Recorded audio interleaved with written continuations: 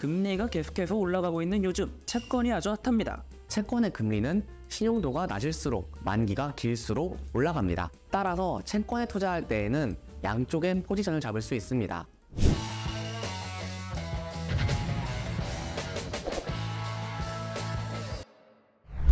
반갑습니다. 금리가 오르면 채권을 사라. 금리가 계속해서 올라가고 있는 요즘 채권이 아주 핫합니다. 하지만 이 채권이 뭔지 정확히 알고 계시는 분들이 많지 않습니다. 그래서 오늘은 채권이란 무엇인지, 그리고 어떤 종류가 있는지, 그리고 어떤 방법으로 투자를 해야 하는지, 오늘은 채권에 대한 전반적인 내용들에 대해서 살펴보도록 하겠습니다. 채권이란 말 그대로 채무에 대한 권리, 곧 돈을 빌린 사람의 권리를 의미합니다. 우리가 흔히 친구한테 돈을 빌린다면 얼마를 빌려줘, 언제까지 빌려줘, 이자를 얼마를 줄게 등등의 내용들을 정하고 돈을 빌려주기 마련입니다. 이러한 내용들을 종이에 적었을 때 이러한 종이를 차용증이라고도 부릅니다. 다른 말로는 어음이라고도 부르는데요.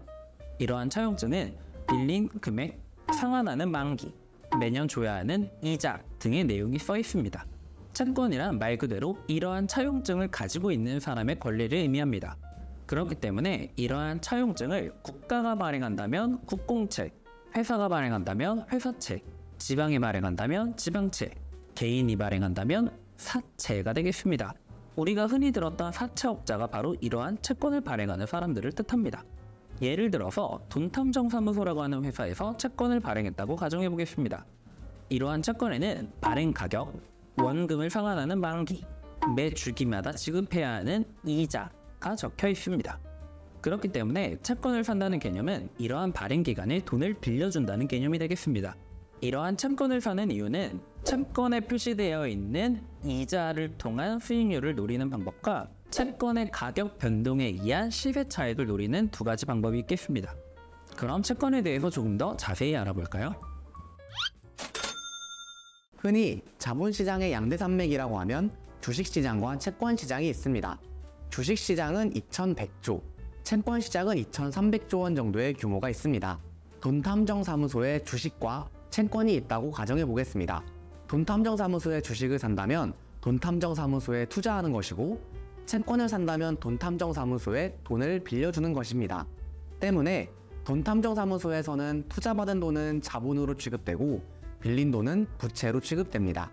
돈탐정사무소에 주식을 산다는 것은 회사의 주주가 된다는 것이기 때문에 배당금을 받을 수 있고 의결권이 있습니다. 하지만 채권을 산다는 것은 회사에 돈을 빌려준 것이기 때문에 배당금과 의결권에 해당 사항이 없습니다. 만약 돈탐정사무소가 파산하게 된다면 빌린 돈인 채권을 먼저 변제하게 되고 주주들의 금액은 후순위로 변제하게 됩니다.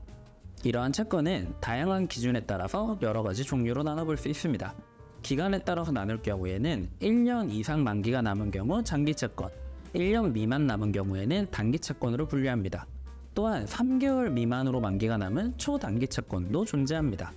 이러한 채권에는 다양한 옵션들이 존재하는데, 흔히 CB라고 부르는 전환사채의 경우에는 이 회사의 채권을 나중에 이 회사의 주식으로 바꾸어주는 채권을 의미합니다. BW라고 부르는 신주인수권부 사채의 경우에는 A회사의 채권을 나중에 A회사가 발행하는 주식을 특정 가격으로 살 수 있는 권리를 가지는 채권을 의미합니다. 이 경우에는 채권 가격보다 나중에 받게 되는 주식 가격을 조금 더 유리하게 살 수 있을 때 옵션을 행사하고, 그렇지 않은 경우에는 옵션을 포기할 수 있습니다. 다음으로 EB라고 부르는 교환사채가 있습니다. A회사의 채권을 A회사가 가지고 있는 B회사의 주식으로 교환할 수 있는 채권을 의미합니다.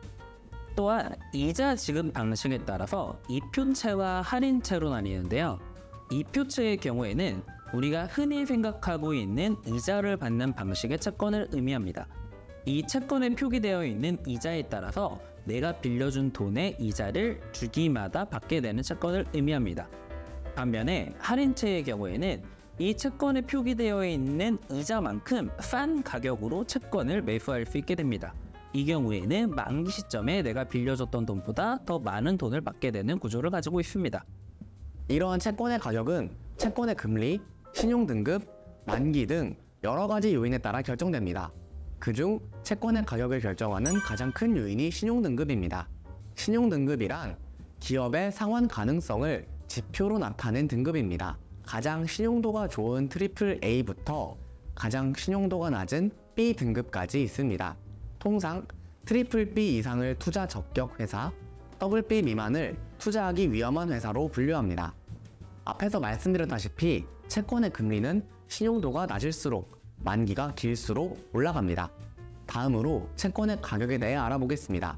1년 만기에 연에 10%의 이자를 주는 채권을 만원을 주고 매수했다고 가정해 보겠습니다. 3개월 후에 같은 조건으로 15%의 이자를 주는 채권이 발행됐다면 이 채권을 팔고 갈아탈까 매수자는 고민하게 됩니다. 이때 10%짜리 채권을 만원에 팔고자 한다면 이미 시중에 15%짜리 채권이 동일한 가격에 나와 있기 때문에 아무도 사지 않을 것입니다. 때문에 울며 겨자 먹기로 10%짜리 채권의 가격을 낮춰서 파는 방법밖에 없습니다. 따라서 시중의 금리가 올라간다면 채권의 가격은 떨어지는 것을 의미합니다. 채권 투자를 할 때 가장 중요한 것이 이 듀레이션이라고 하는 개념입니다.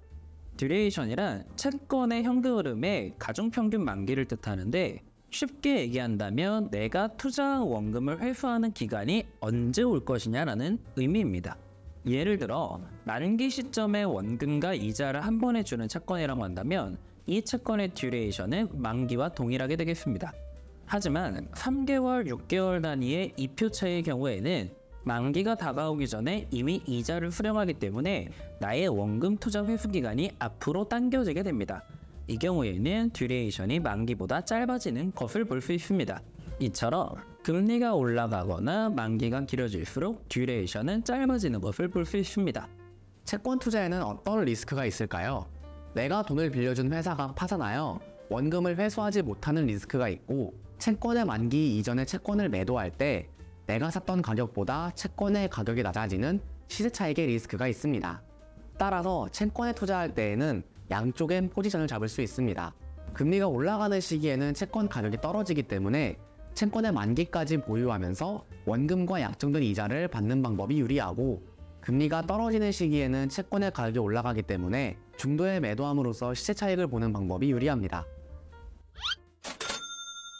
그럼 채권에 대해서 많이들 물어보시는 것들을 한번 살펴보겠습니다. 채권은 원리금 보장형 상품인가요? 네, 맞습니다. 말 그대로 채권은 채무에 대한 권리를 의미하기 때문에 내가 빌려준 원금과 이자는 법적으로 보장받게 되어 있습니다. 말 그대로 채권자가 되는 것이죠. 하지만 여러분들께서 많이 알고 계시는 예금자 보호와는 별개의 상품입니다. 채권을 발행한 주체가 나에게 원금과 이자를 갚아야 할 의무가 있지만 공공기관인 예금자 보호공사에서 이러한 원금을 보장하진 않는다는 뜻입니다. 원금 손실의 위험은 없나요? 원금 손실의 가능성의 경우 앞서 말씀드렸던 바와 같이 발행 주체가 파산하거나 중도의 채권을 매도할 시 가격 차이로 인한 손실이 발생할 수 있습니다. 오늘은 자본시장의 양대 산맥인 주식과 채권 중 채권에 대해서 알아보았는데요. 물론 채권에 대해서 이 짧은 영상 하나만으로 모든 것을 이해하실 수는 없을 겁니다. 그렇기 때문에 저희 채널 내에 있는 다른 영상들을 조금 더 참고해 주시면 감사하겠습니다. 오늘 영상이 도움이 되셨다면 구독과 좋아요 부탁드리겠습니다. 이상 돈탐정사무소였습니다. 감사합니다.